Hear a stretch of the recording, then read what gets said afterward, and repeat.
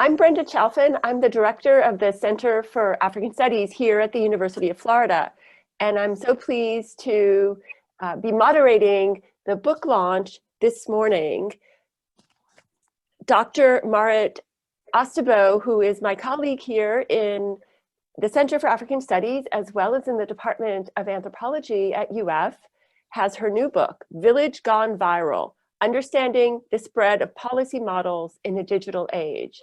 And this just came out about a month ago with Stanford University Press and their Anthropology of Policy series.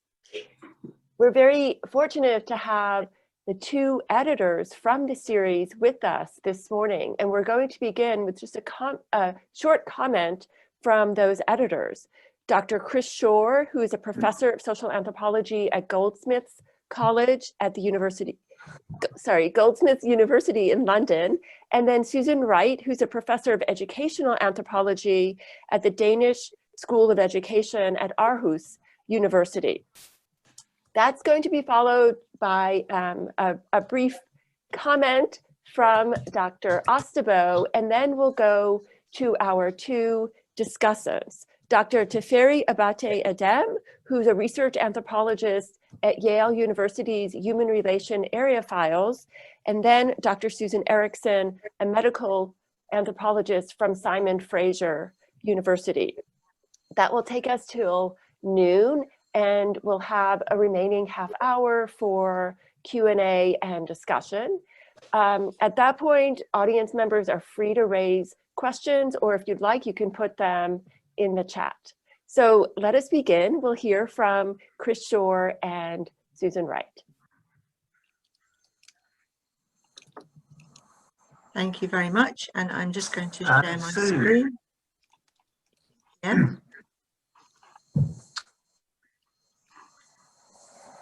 So, is that showing okay?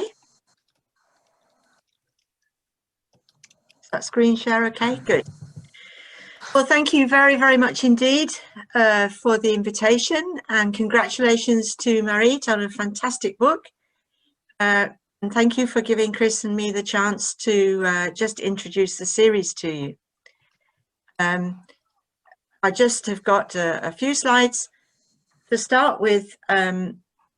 Origin of the series. Chris and I, way back in 1997, edited a book called The Anthropology of Policy, which really set up a new field of political anthropology. And that was followed by another book called Policy Worlds in 2011. Those books really, well, the first one really got quite a bit of interest, and the American Anthropological Association set up a new section which became called the Association for the Anthropology of Policy, which has a lot of work on research, teaching, and engagement with policymakers. And as a result of the success of that section, Stanford University Press invited Chris and me to establish a book series in 2010. So I've put a link with the series there. So why an anthropology of policy? Since 1970s, when I started doing anthropology, I think Chris might be a few years younger, there's been a focus on ways to move beyond small community studies and connect the detail of everyday life in specific localities to how people are involved in wider processes of political transformation. And we focused on policy as one vehicle for making that connection between small community and wider political processes. Policy is an organizing concept, like kind of family or society, which is used to order large swathes of social life. As Chris and I have put it, from the cradle to the grave. And it's an indispensable instrument of all state and other organizations. And yet it's often taken for granted and treated as an unproblematic given. And anthropologists are quite good at challenging received wisdom and thinking critically about the structures and processes that shape political life. And in doing that, along with some people in policy studies, we were able to show that the usual image, which I've just picked out one from a textbook on the left, of a linear process of policy making, rarely happens in practice. Yes, it's still often the way that the policymakers think of what they're doing, and therefore it's part of any ethnography. It's not the whole story. We've thought of policy as a process of contestation over a narrative that condemns the past in order to define the problems of the present, and that then justifies a solution for the future. This process of contestation is often multi-sourced, and it moves up and down and across through different sites within a field. And Marit's book really shows that well. Through the process, we can see the emergence of new rationalities of governance and power. And added to that, we started working on this in the 1980s, beg your pardon, when policy really became what Naomi Klein called the weapon of choice of various of the neoliberal reforms, especially coming out of the Chicago School. And that happened both in the USA, Europe, and also in developing countries under the rubric of structural adjustment. And policy then became a vehicle for studying how these shifting power relations around neoliberalism and new forms and regimes of governance came about. And the point for us was not just to focus on a particular policy, but use it as a window into those larger processes of governance and power that are shaping the world today. But then that raises the question, how do policies work as instruments of power? What new kinds of political technologies and political subjects are created? And how is policy used to classify, manage, and mobilize populations? And this again, Marit's book just does beautifully. And policy provides a new methodological strategy also for studying these complex processes of social and political change, to examine how large-scale issues impact on people's everyday lives and how people engage with and make sense of them. So that was the thinking that went behind the series, that we were really looking for ways in which people would use policy as an analytical tool, but also new methodological approaches, and also raise issues about the ways that anthropologists could gain insights into what was going on that would be worth having a dialogue with policymakers about. So the next slide is about the books that we've already got in the series. Chris, would you like to take over at this point? Sure, yeah, thank you. And apologies if I've got a bad connection. I'm in a very remote part of the far western tip of England, and there's very bad internet here. Marit, congratulations! This is your book is a superb contribution to. This is the 10th volume in the series, and I'd like to say you're in very, very good company. And it's the series has covered. We've taken a very kind of an ecumenical and open approach to what the anthropology of policy might be, and the series, the books in the series have covered an enormous variety of different topics and different parts of the world. The very first book in the series was by was called Drugs, Thugs and Diplomats by Winifred Tate, and yeah, it's on the far right of the picture. And unusually for a book, this is a nice example of kind of studying up and studying across, because it takes as its focus the US State Department, the Pentagon, the US military command, the massive aid package that was the US government created in 2000 to help Colombia, supposedly help Colombia cut drug trafficking and defeat leftist guerrillas and build democracy. But as Winifred shows in the book, about 80% of that budget went on military aid at a time when the Colombian security forces themselves were linked to drug trafficking and abusive paramilitary forces. So it's a nice critique of US military intervention. We've got one of my favorite books in this series, just because it's so beautifully written, is Laura Baer's Navigating Austerity, Currents of Debt Amongst the along a South Asian River. And this kind of addresses a really important question of our times. You know, what happens to society and the environment when austerity dominates economic and political life? And she gets to the heart of this issue by telling stories about the boatmen and the shipyard workers and the port bureaucrats and river pilots along the Hooghly River, which is a tributary to the Ganges. And it's a beautifully written narrative that sort of gives us a kind of really good insight into state debt crises. You know, this was India experienced austerity long before that word became fashionable in Europe and the United States. The third book in the series is by Reva Jaffe-Walter, which is, again, it's an unusual ethnography because she did fieldwork in Danish schools and really tries to highlight the way in which the Danish integration policy, how this is experienced by Muslims, second generation Muslim children in this school, and how the supposed Danish emphasis on liberalism and tolerance is experienced as incredibly intolerant because it just doesn't recognize the certain values that they have and it shows how the schools themselves are actually sites of governance and trying to forge good Danish subjects in a paradigm that doesn't really fit who they think that they are.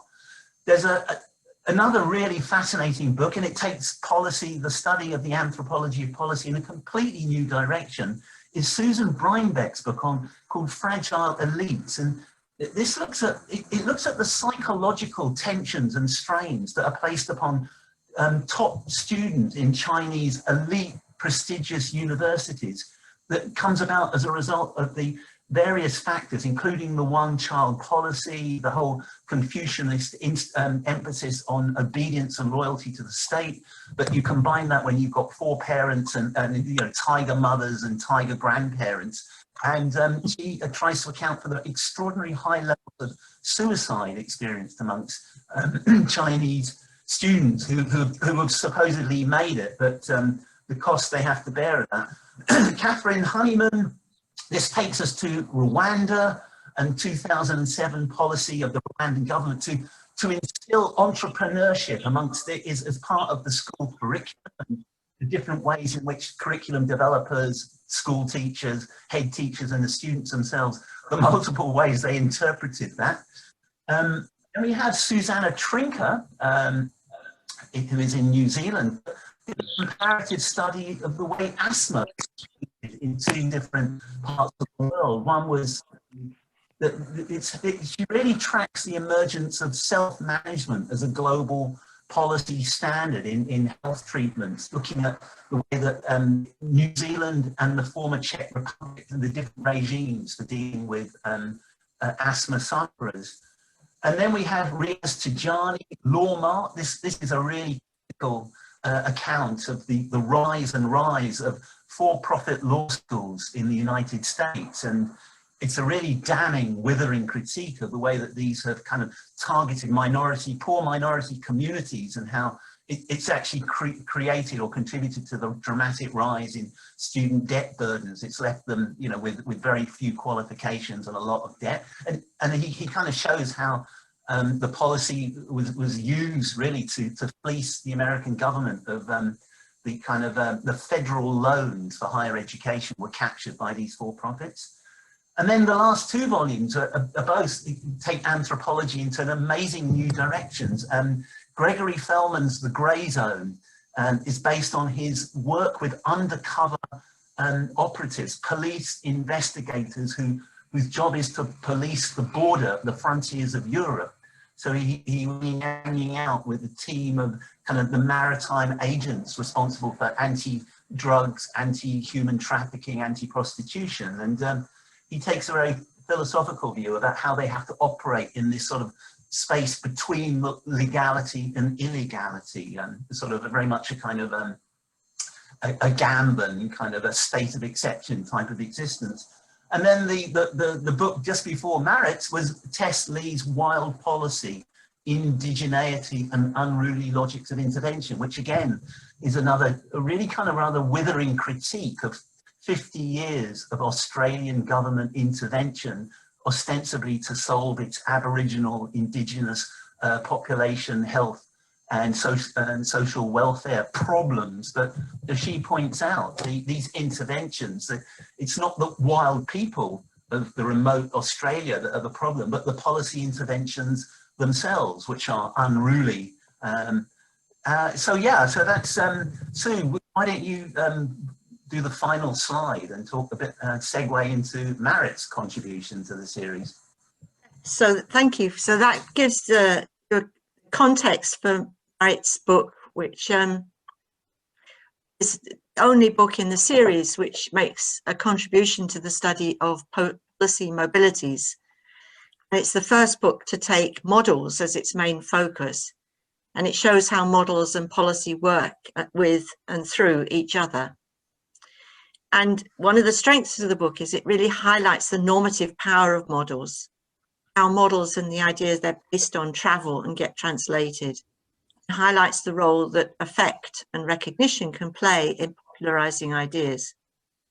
And it shows the governance effects of models, particularly those that present themselves as being progressive and liberating. It nicely illustrates also the methodological aspect of the value of conducting multi-sited fieldwork, following a model from its source through numerous national and transnational and media sites, and back again to the point of origin. And we then can see how making the village into a model actually is generated, and how it affects the village that it came from in the opposite way to the best practices of gender and social equality and social development that it purported to stand for. So it's a really powerful book, and it adds a completely new dimension to the series. And we also thought that it wins the prize for the best cover. Thank you.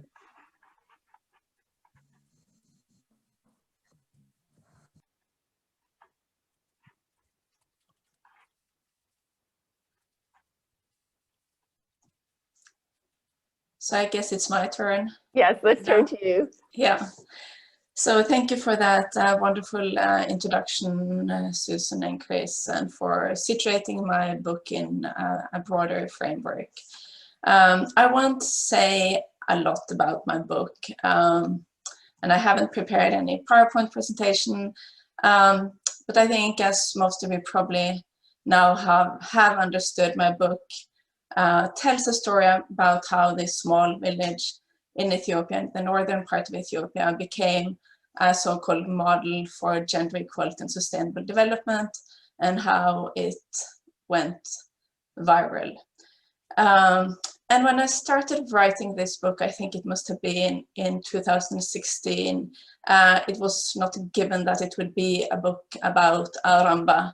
But what I knew at that point was that I wanted to write a book about models. I really wanted to say something smart, hopefully, about models as a phenomena. And this interest was generated by both my background as a development practitioner. So before I went into academia, I worked for many years in Ethiopia doing development work, and then later moved into research and did research on development, particularly in Ethiopia. And both as a practitioner and as a researcher, I had become very familiar with the model as a phenomenon, and I had also adapted and promoted and been involved in circulating and picking up models in different ways. And in Ethiopia, it was kind of impossible to not come across many forms of models. The model is a very,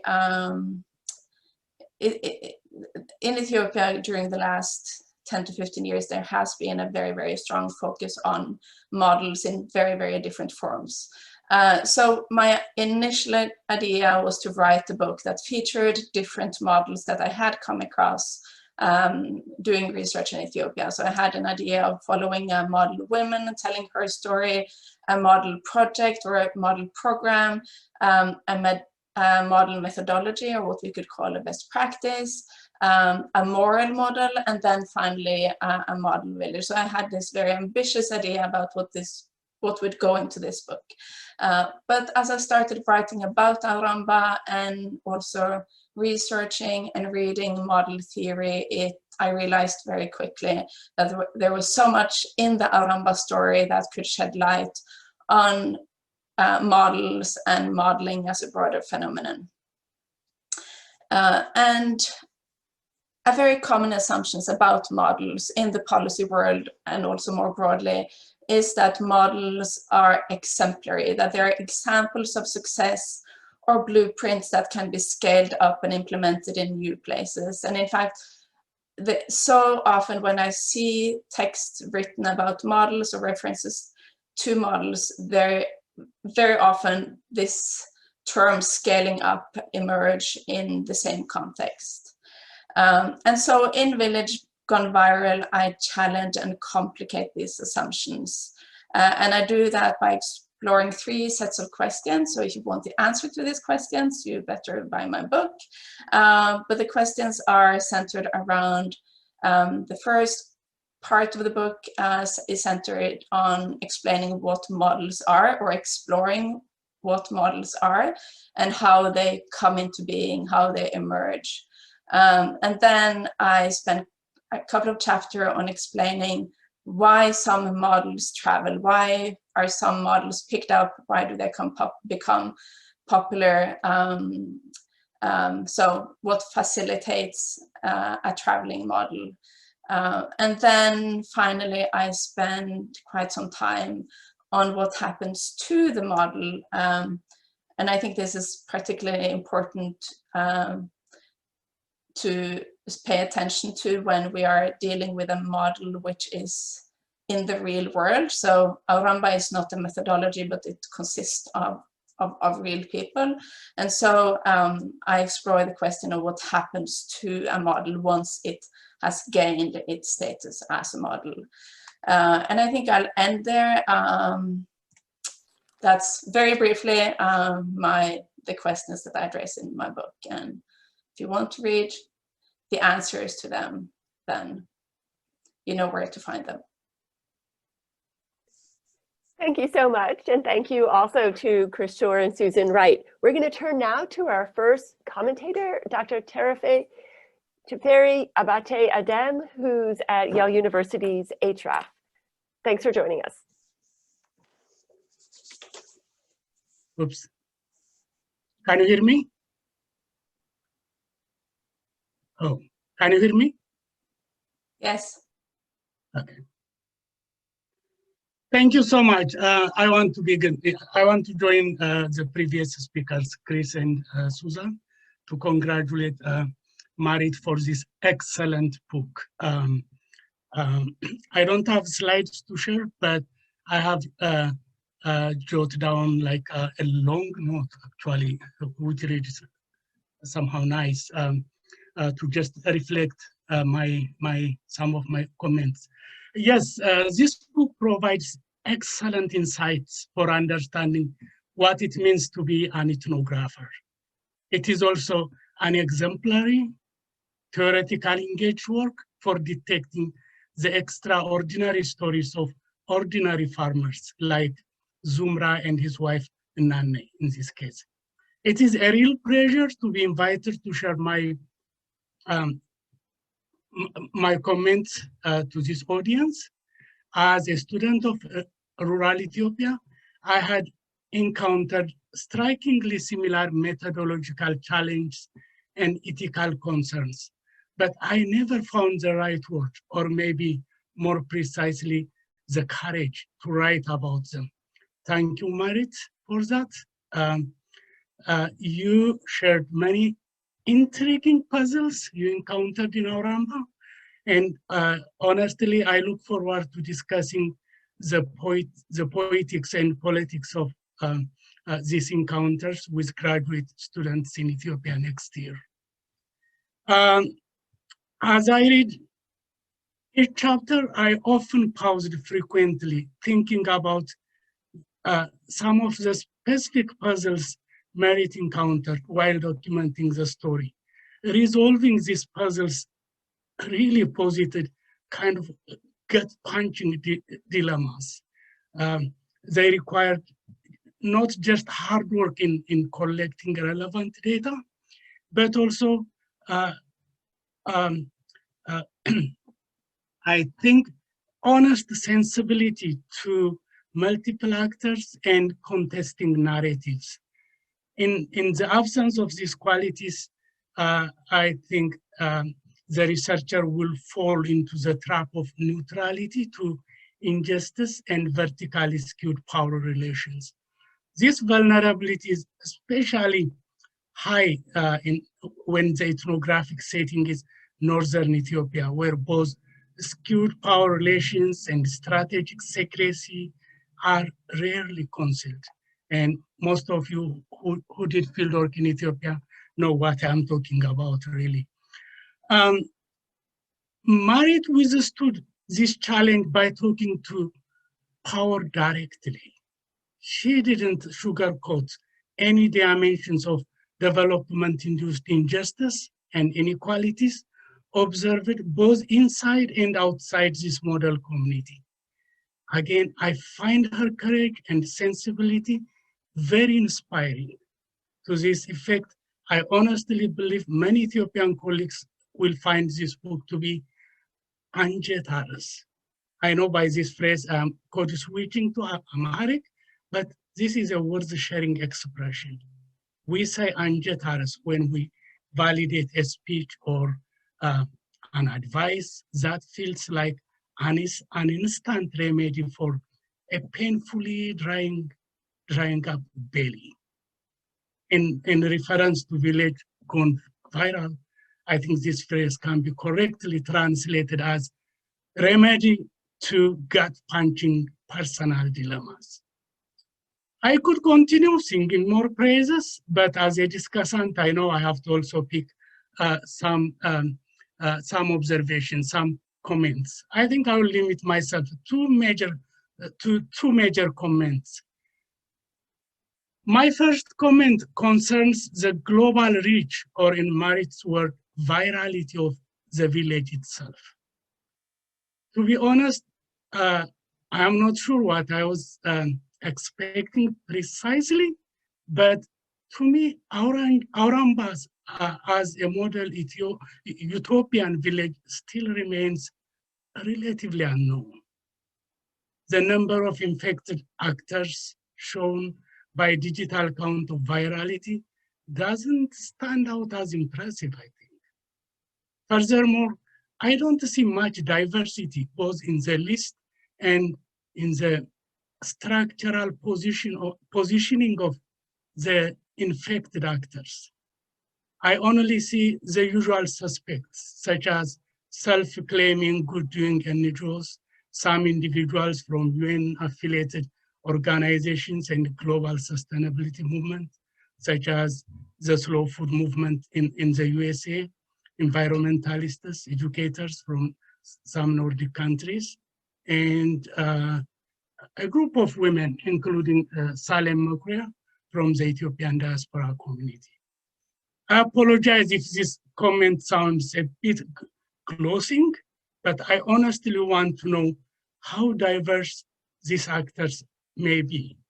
I'm also curious if these actors are layered in any clearly discernible hierarchy and sub-hierarchy that allows for exploring specific motives for supporting this model. Profits, maybe doing good, or a combination of both and something else. This question brings me to my second comment, which is about what became of Al-Ramba itself because of its unique status as a model. As Marit correctly noted, this question was rarely asked in the literature. The answer she explored using Al-Ramba as a case in point are great contributions both to development anthropology and Ethiopian studies. However, I am afraid that the analysis seems somehow limited by her emphasis on the global affective outcomes. The local economic and political afterlives of the model remain less explained. Again, I'm not sure what I'm saying here, but my comments draw on two reasons. The first is a purely selfish reason. I'm just craving more for more information on the local afterlife of this model village. Otherwise, I understand that researchers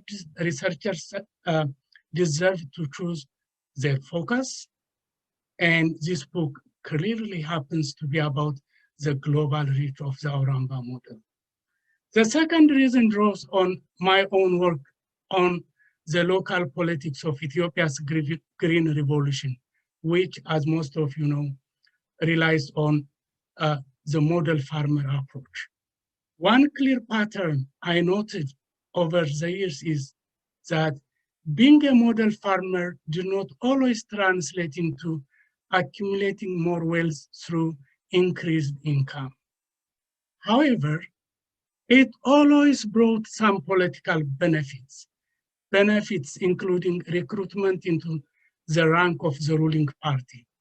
Some ambitious model farmers used this opportunity to open doors for other benefits, such as political appointment to salaried positions, preferential access to government-provided services, and other handouts. In return for these benefits, the party state required that model farmers help guarantee its power security, its political security at the household and community levels by working as frontline political functionaries, or cadres, as we call them, farmer cadres, to be more precise. I wonder if the Al-Ramba community were also politically captured because of its status as a model village. I believe this is worth asking because Al-Ramba's history appears suspiciously linked with benchmark events that brought some structural openings in Ethiopia. The origin of the village itself is traced to the eve of the 1974 revolution. More precisely, the founder, Zumra, got his first core followers around 1972, when some parts of northern Ethiopia were responding to localized famines. It is interesting for me, especially, to note that the original members of this core group included some men from Korev, a locality in the Wollo side of the Bashlo River, highly affected by the 1973-74 famine. Who were these men? They were most probably famine refugees migrating to that part of Ethiopia, but then I don't know. The connection with national political processes becomes even more clearer in 1985, when Al-Ramba was officially established in the context of the military regime's program of transforming the countryside along the socialist path. Al-Ramba, the name itself, seems to have been picked back then, which translates, as you know, as the chief village, Aura. So in this sense, contextualized to this, Al-Ramba was a collectivization project, and Zumra was more likely chair of a socialist producers cooperative. Fast forward, Zumra revived the village in the context of the EPRDF government's high-profile program of modernizing, commercializing, and diversifying rural economy, the rural economy. One of the strategies for doing this happens to be establishing and supporting cooperative-owned rural enterprises, including facilities for attracting tourists. Zumra seized this opportunity, right? Al-Ramba received high-profile visitors. It got a model status, which opened the door for fast-tracked business license and other government services, including expensive infrastructure by Ethiopian strategy, by Ethiopian standard. So this trajectory raises a curious question. Why did the EPRDF-led party state got, what did, sorry, I will repeat this. What did the EPRDF-led party state got from Zumra and other Al-Ramba members in return? One wonders if,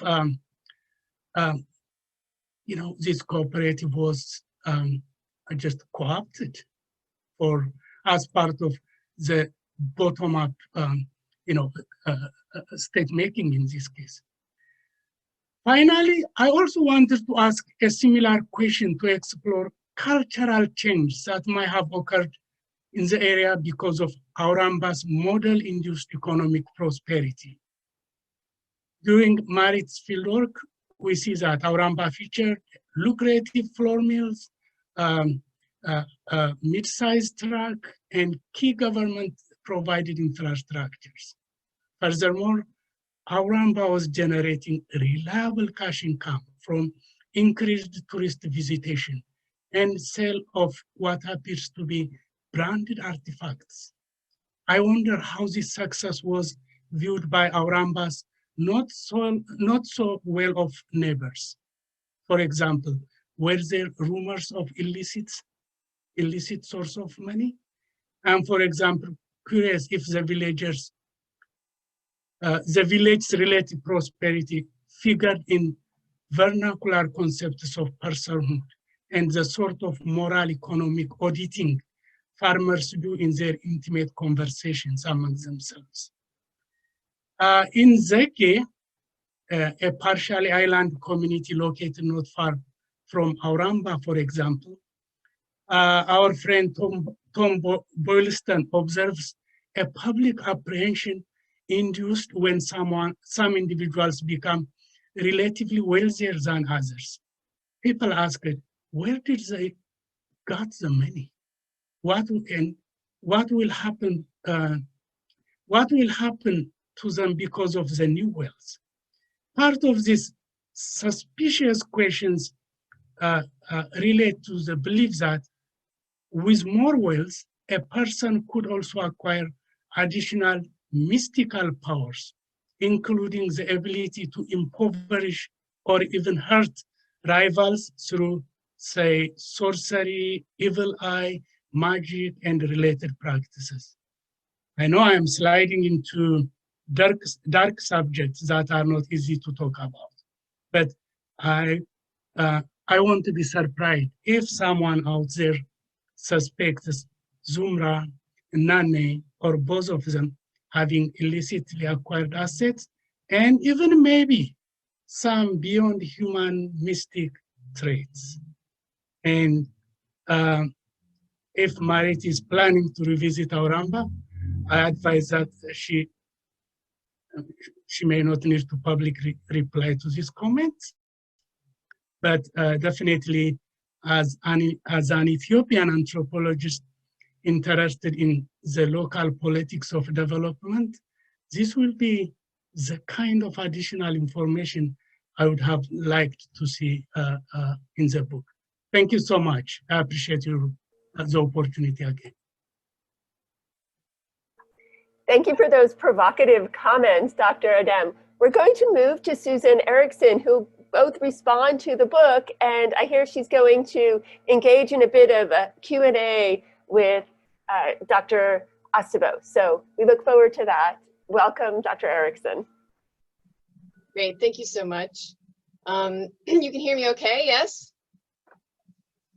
Great. So I'm in Vancouver, British Columbia, which is about 3,100 miles away from Gainesville, Florida, which of course speaks to Zoom as a model, I think, enabling a certain kind of academic virality. So we can be grateful for that today. Thank you so much. At the bottom of my screen behind me, you can see an image of the university where I work, Simon Fraser University, which is on the unceded territory of the Tsleil-Waututh, Coquitlam, Squamish, and Musqueam nations. And around the corner from the red boat in the picture, I'm zooming to you from my home on unceded Tsleil-Waututh territory. And it's sunny in this picture, which is a bit of a lie, because unlike in Florida, it rains about 360 days a year here, which, okay, I'm joking, but it really does rain about 200 days a year here. And I assure you that the rain has been thoroughly modeled by the government department known as the Environment and Climate Change Canada Department.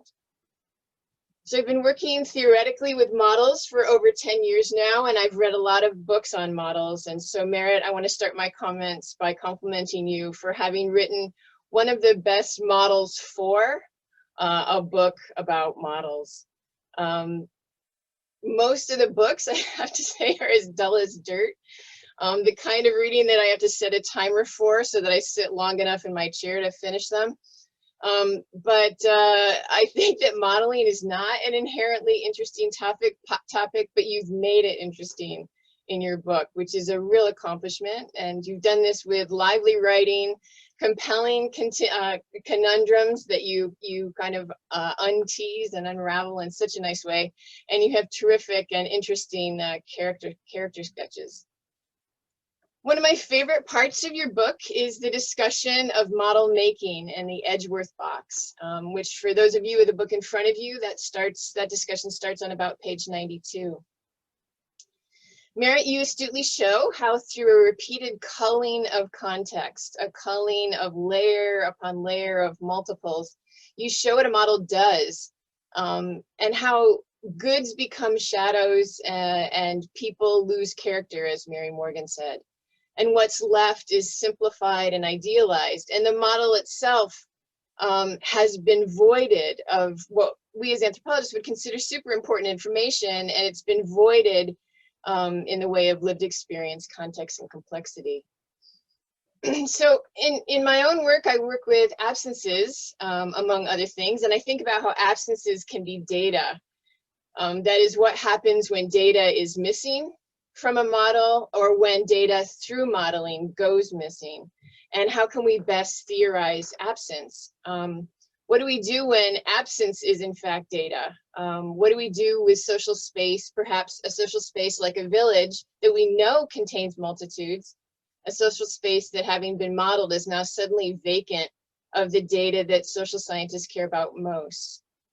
The now void model ends up disappearing the intimacies and complexities that we care about.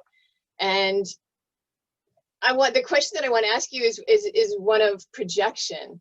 Now that there's a void, the model is available for projection, for people to project their own feelings, ideas, and attributes onto the model. And so I'm just wondering what your experience has been. You hint about it at different points in the book, but my question is this: if you were to imagine Al-Ramba as the modeled voided space, a model that's been hollowed out of its Alehem community, of its kinetic elites, of its troublesome women, in order to make room for other people's projections, how would you characterize the projections that have come to burden the Al-Ramba model over time as it's circulated and as it's gone viral? Thank you, Susan, for great comments, and also for a challenging question. I have to say that I've grappled with this question a bit, both in terms of how to understand projections. You mentioned particularly affect and desires and emotions. And I've also, this idea of Al-Ramba being void and stripped in a way. it's also an interesting question. I think what I was asking, or what I'm asking myself, or what we have to ask ourselves, is the question of why visitors are so fascinated by Al-Ramba. Yeah. And most of the visitors that come to Al-Ramba and who become very fascinated, they are very often from abroad, so they are tourists, policy tourists, either from the capital or from major cities, from universities in Ethiopia. So educated people who are kind of trained in Western liberal tradition, at least to a considerable extent. And so what I think that people, what makes Al-Ramba such a fascinating place is that what people experience is something that is very familiar to them. It's a reflection of, very much what they see is a reflection of values that, especially if you're a development practitioner or a policymaker, you embrace those kind of values. And so I think the reason why it gets picked up is because what you see in Al-Ramba confirms the desires and the norms and the values and, you know, what we want for a better world. But then I think the most interesting thing about Al-Ramba is that, so in one way we could say that for many of the visitors, there is nothing, what you see in Al-Ramba is not very different from, you know, the values that you may have. I think it's particularly clear in the case of Paulina Tervo, who I talk quite a bit about. Yeah. So for those of you who haven't read my book, I pay quite a lot of attention to a virtual version of the village that has been created by a Finnish filmmaker, and that has made it into the edtech industry, and now is being used in schools around in the US and in Europe. And Paulina, she is Finnish and grew up in Sweden, so many of the things that she encountered when she came to Al-Ramba was very familiar to her. The idea of gender equality, and gender equality as sameness, this idea that men and women can do the same thing. That's an idea which is very familiar to those of us who are from that part of the world. And so what's interesting is that I think what makes Al-Ramba as the space and as this kind of void place interesting is that people encounter things that are familiar in a very unexpected place. They haven't expected that they would see this kind of things in Al-Ramba. And so there is these assumptions about rurality, about Africa that underpin the value, underpin and kind of explains why people pick it up. I don't know, Susan, if I'm going off. No, you absolutely are. Not at all, because I had the same reaction, and I ended up going to the LIFTA site, which is fascinating because of the work that it's trying to do. It definitely posits itself as a moral universe that you can then experience the world through. And the interviews with the school children are particularly interesting because they feel that by visiting the village through this medium that's been created for them, that they then know people, that they then understand the village. There's, for those of you who haven't been to the site yet, there's 10 different sites that you can click on, and then it's as if you've entered into a 360-degree world in which you can explore where people are weaving, or where people are cooking, or where people are going to school. And this very simplified kind of engagement with another place and other people is really, I think, provocative for us, for anthropologists, because we of course have been trying to do this with our books for a very long time. to take people to these other places.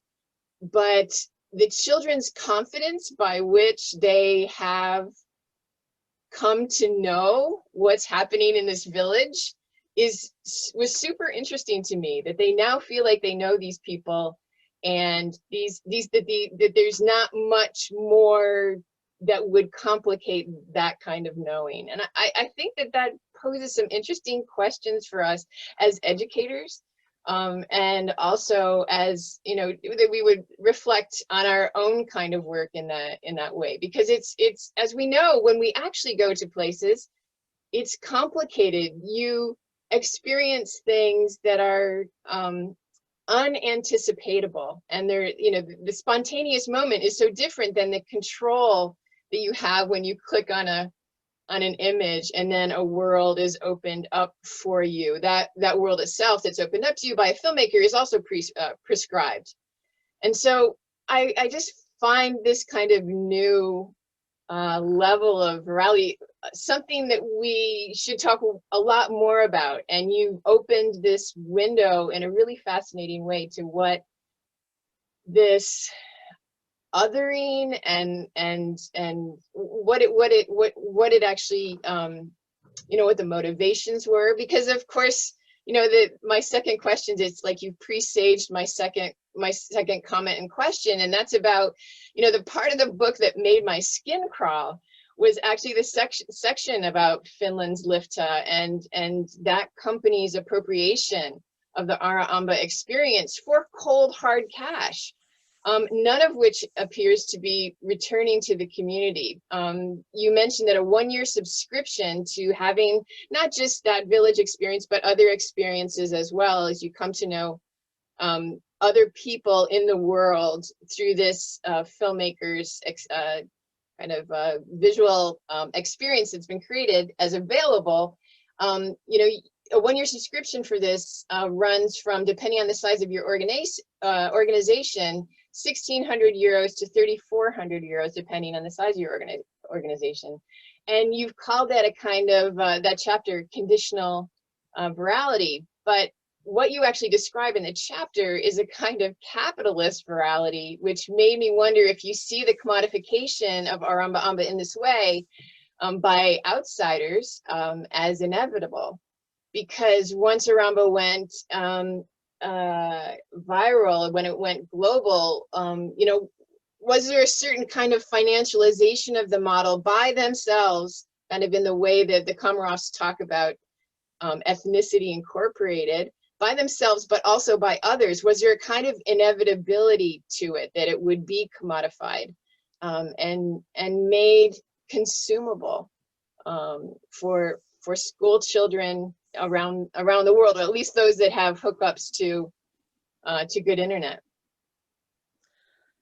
So I think, thank you for a great question again, Susan. And I'm kind of, this idea of a capitalist virality, I'm kind of surprised by myself, or regretting that I didn't pick that up or include that as a concept in the book, because I think it speaks also, in addition to the conditional virality that I describe, and maybe there is this kind of capitalism or in the conditional virality that I really haven't flashed out. So I think it's a great concept that could have helped me to expand a bit. So yes, I don't think that the commodification of Al-Ramba could have been avoided, or I think it was inevitable that it would become, you know, commercialized or commodified.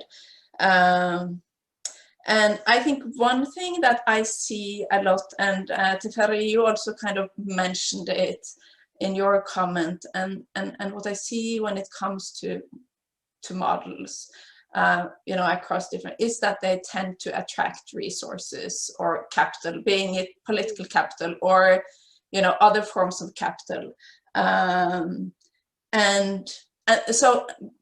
then in addition, the model in itself, when something has been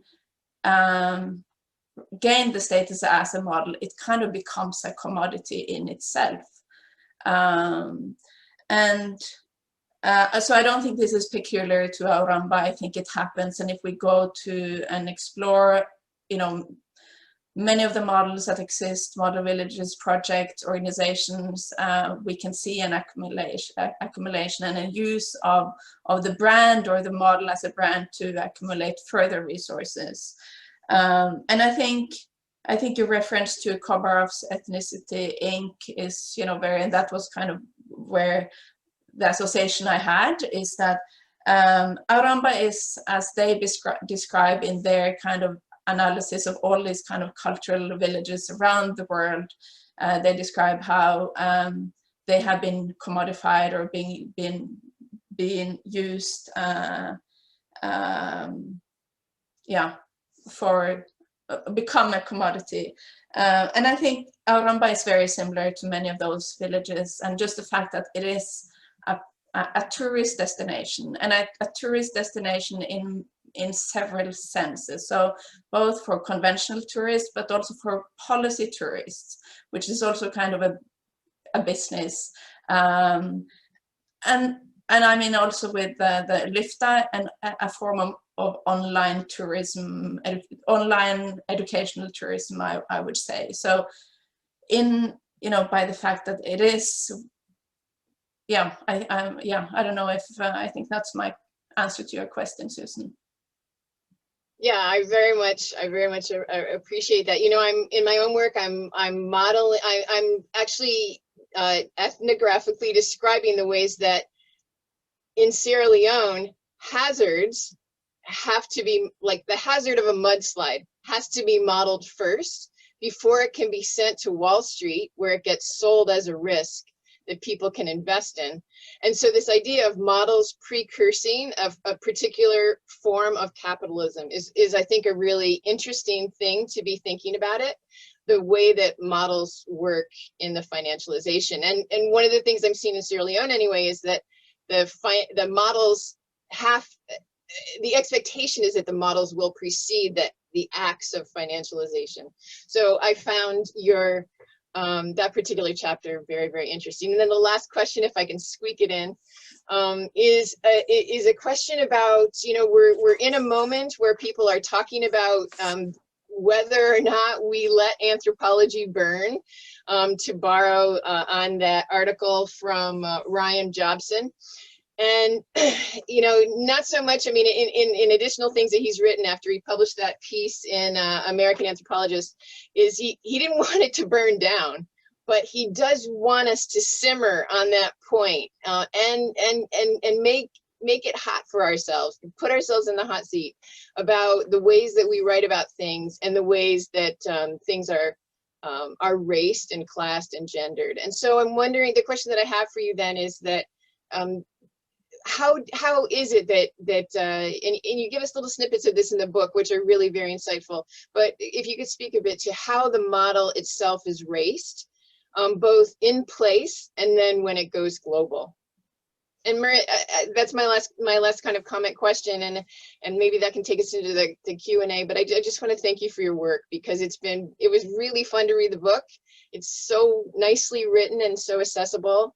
And it was really easy to read, not because the concepts were easy, but because you did such a nice job of translating something complex into something that was understandable. And I really appreciate that work. And I'm so glad that Susan and Chris found room for your book in the series, because you deserve a lot of it. The book deserves a lot of attention. So thank you so much for that. Thank you so much, Susan, for that feedback, and it means a lot to me to hear that people are, say that it's accessible and easy to read, because that has been a major aim for me when I was writing that. I wanted theory, complex theory, to be conveyed in a way that, everyone could kind of pick up, and I hope I've managed to do that. So to your question, before we move into the Q&A, so I think your question about to what extent Al-Ramba is raised is very interesting, and I have to say that I had to think a bit, because I don't talk about, I don't think I use the word race in my book. I don't discuss it explicitly. And I think it's a very interesting question, particularly because Zumra and Al-Ramba, the Al-Ramba community quite strongly emphasize that this is a place, you know, where geography, ethnicity, and color doesn't matter. And also because Lyfta, actors such as Lyfta, they claim that their stories and the stories about Al-Ramba and the visions that they have is to challenge the images of the other, and especially the images of, you know, the African as others. And I don't know, who knows, maybe their story actually do that in some mysterious ways. That being said, I think one could argue, and I've been thinking more about that Al-Ramba in some way is race, and especially if we move beyond looking at race as only a question of color. Of course, there are unequal power relations and exclusions that are at play. And then there are clear elements of extraction, which I think Lyfta is a very good example of. But I also talk about genetic elites. So people who have picked up the models are to a considerable extent those who have access to traveling, who can travel and have the resources to travel frequently. And I'm one of those. So I've also included those kind of smaller comments. Maybe I should have explored the kind of ambivalence that also poses for me as an anthropologist. I know that many anthropologists have talked about, and we acknowledge that what we are doing is extractive, that what we do is, of course, we want to kind of tell the stories of marginalized people, but we're also positioned in such a way that we cannot avoid, and we also have a history of being, you know, being extractive. So in that sense, I think recognizing my position and our positions as anthropologists when we do these kind of things is very important, even if it's uncomfortable to do that. And then, okay, so that's one part. I also think another part, which I find troubling, particularly when it comes to the way that the Al-Ramba community themselves, but also how Lyfta portray the Al-Ramba community in contrast to everything outside. That there is this reinforcement of the African rural, or yeah, there is a way of telling the story, or the model itself, you know, both told internally, but also by external actors. There is a way that it reinforces the stereotypes of Africa as this uncivilized country or continent. And so I think that there is, you know, there is clearly, and there is clearly the norm that, you know, there is a norm, the educated kind of Western, that's hidden kind of, or the assumptions that are there in the background that may, I think, talk about, or we can talk about these things as an examples of how Al-Ramba also is raised. Yeah, I think I'll end there, and yeah, open up for comments and other questions. Brenda, I don't know. We can open up for questions. I think the best thing to do is you can just raise your hand, or if you'd like, you can put your question in the chat. We do have about a half hour left, 25 minutes. So I do want, maybe while people are thinking, I do want to respond to the comments from Teferi, or some of Teferi's comments, which I found incredibly insightful. I have to say that all the comments so far has been extremely inspiring. And I think some of the comments that you make, Teferi, makes it very clear that Al-Ramba is not, research on Al-Ramba is, there's still much work to do. And I think the insight that you have in terms of situating Al-Ramba in terms of local politics, you know, farmer, model farmer, I kind of situate it, as you see in the beginning or in the introductory chapter, in this larger framework, but I think there is really much can be done in terms of situating Al-Ramba more clearly in the political and historical context. There's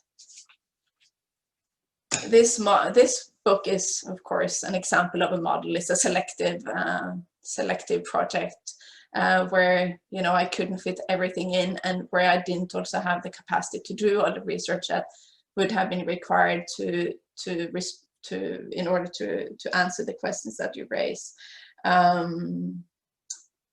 So, and of course, there are things that are happening and have been happening in Al-Ramba that I haven't included in the book. I could have written much more about, you know, new initiatives that are ongoing. I could also have expanded and done more research on Al-Haim. That being said, I think in terms of the argument that I wanted to make for the book, that I hope at least that the stories I tell, that they contribute or substantiate the argument that I make, even if they are selective. When it comes to the question of virality, Teferi, which I also think it's a good question, and I've also been asking myself about that before, has it really gone viral? Has it really spread as much? Wouldn't going viral mean that it would have spread much, much more? And I think that we very often, when we think about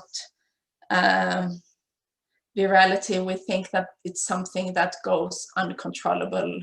And so I do think that I want to kind of defend myself when it comes to using the concept of virality to explain how it has spread. It doesn't mean that it has spread all over and that it has spread extremely quickly.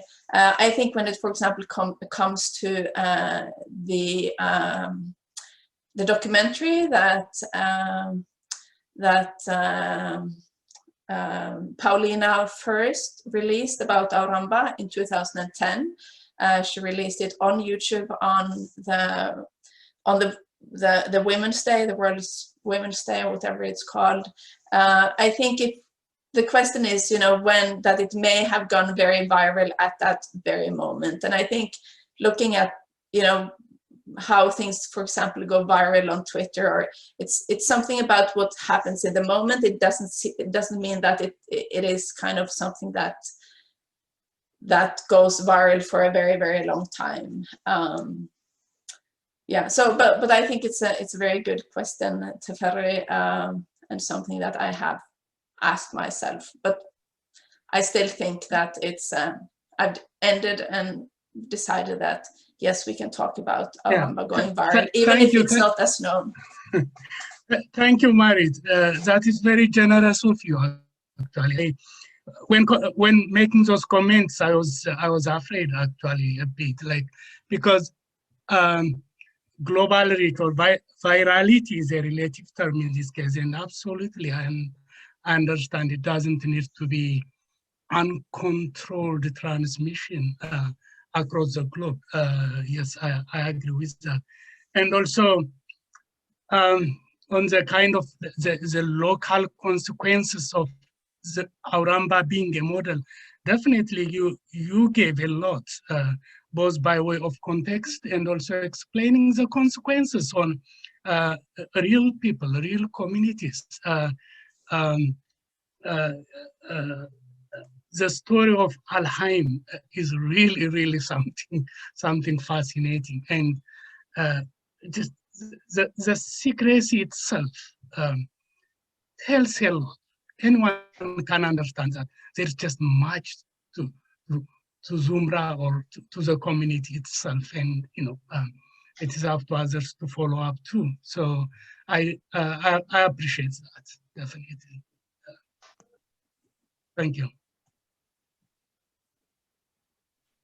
May I just jump in here a minute? One of the things I found so interesting, Marit and Turfi, when I went online and wanted to look both at the lift of representation, but also what else I might be able to learn about the village, was that there's those very curated kinds of representations of Ramba, and then there's several videos up of no narration, just moving through village life in a very everyday kind of way that's slow, and there's not a point being made.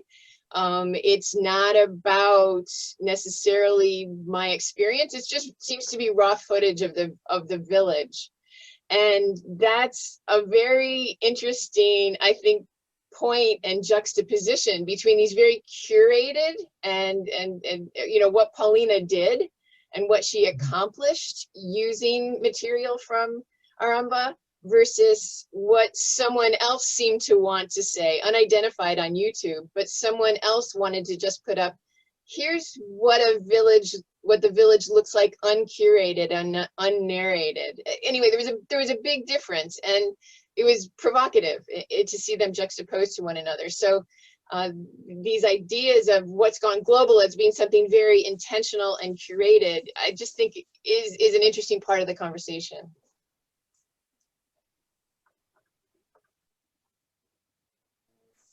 We do have about 15 minutes for questions. Would anyone like to raise a question? If there are no questions, can I ask one question? Sure. Yeah. Marit, I enjoyed the theoretical engagement here. It is actually fascinating. But again, just like my comments, it made me want for more. Like at the beginning when you stage your fieldwork and your theoretical argument for the need to bring psychology back to anthropology, you mentioned one small drama you encountered at that lunch place, where you emphasize like biology, your own desire for food at that particular moment, and then economy, like infrastructure, what was in the restaurant, and that specific moment where you went to wash your hand and you met a young man, and you being kind, gave priority to help him wash his hand by pouring water, and then the conversations that followed, and the kind of emotional affect that happened after. In all that, I'm just kind of curious about what culture is for you. You didn't actually use much the word culture. You have political cultures in somewhere, but like if we go back to that particular encounter, for example, isn't like your understanding of the Ethiopian ethics or even eating habit that they eat with their hand and that they wash, and then it is kind of etiquette requires that you give priority to one another, kind of your understanding of those unwritten codes, wasn't it part of like the most important thing there? Why is not culture part of the psychology, the human desire, biology, the economy, domains you wanted to carry through your theoretical engagement. I don't know if I make sense, but no. So I have to say that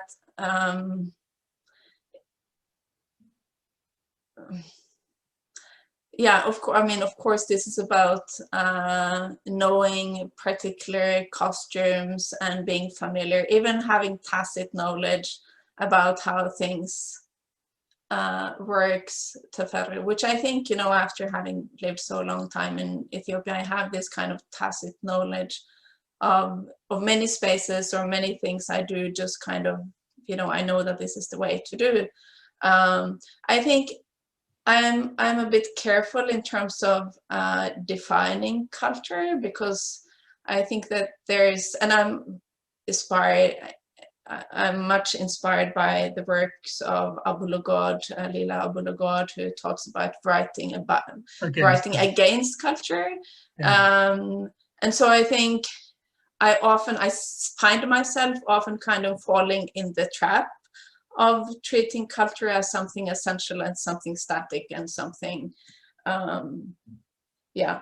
And so I don't know why, I don't think it was kind of a conscious choice to not include, you know, the concept of culture in any discussions, but with that, what I wanted to show with that small vignette was to kind of illustrate this theoretical concept, viral assemblage, that I introduce in my book, and to show how things and events and what we do as anthropologists and, you know, life in general is a set of, you know, a combination of arbitrary, you know, incidents, biological, infrastructural, emotional, you know, how it's this messy kind of assemblage of all these different things, and that's, you know, that we cannot often control, and that those moments are very productive, and those very, very small micro moments where you kind of can pick apart everything and say and see that, okay, my desire for Ethiopian food, or my hunger, and my, you know, the fact that you know, if the water hadn't broken down that day, which was why I had to pour water, then I would never have met this man who happened to be, you know, a person who had been a central part of the whole kind of Al-Ramba tourist assemblage. So yeah, I don't know if it's an answer to you, Teferi. You did, yes, it is. Thank you.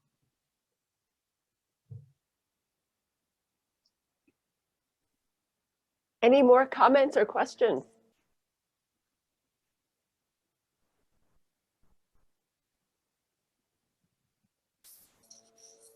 Marit, is there anything else you'd like to add about your book, or even where you're going next? In terms of where I'm going next, in terms of models, I finished the manuscript of this book the week before the lockdown last year.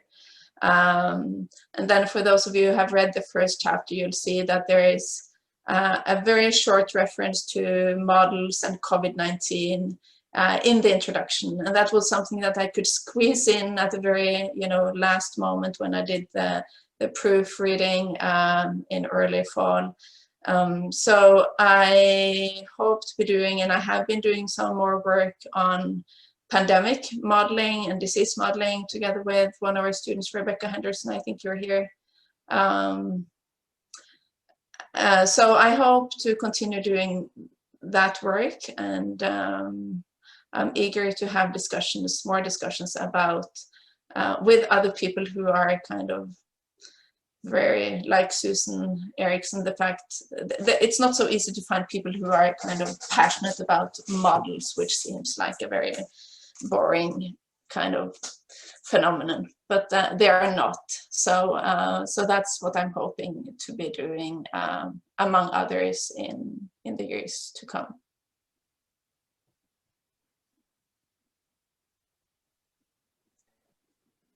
Well, I think it's time we can wrap up this conversation. Could you also just let us know if we should be buying this book from the press, if we should be purchasing it through Amazon? Is there any portion that's available for free download, etc.? How can we get our hands on it? Or any opportunity for getting it signed? Yeah, next time at ASA, or wherever we meet, would be great to meet in Ethiopia. Sure, I'm going to carry it, inshallah. Yeah, it's available in 3 formats. I think both via the press, and then it's on Amazon, both as an ebook, and I think you can read parts of the. Some of the chapters are available on Amazon or in Google Books already. So if you just want to read the first chapter to see if it's worth investing in, you can do that. Susan? Can I add that in addition to us buying it individually, it's also a good idea to ask our university libraries to buy it, especially if we're going to be using it for teaching. Thank you, Susan. That was a good point. Thank you all for joining us today. Congratulations, Marit, on an important contribution to a conversation about policy. And I appreciate everyone's input and your time. So thanks. Thank you. Thanks for a fantastic Thank you time. so much for everyone that came, and yeah, to Susan and Teferi and Grace, and to Brenda. Pleasure. And Teferi and Shala, you should all join us in Gainesville at some point when that's possible again. Great to see everyone virtually. Thank you. That will be fantastic. Thank you.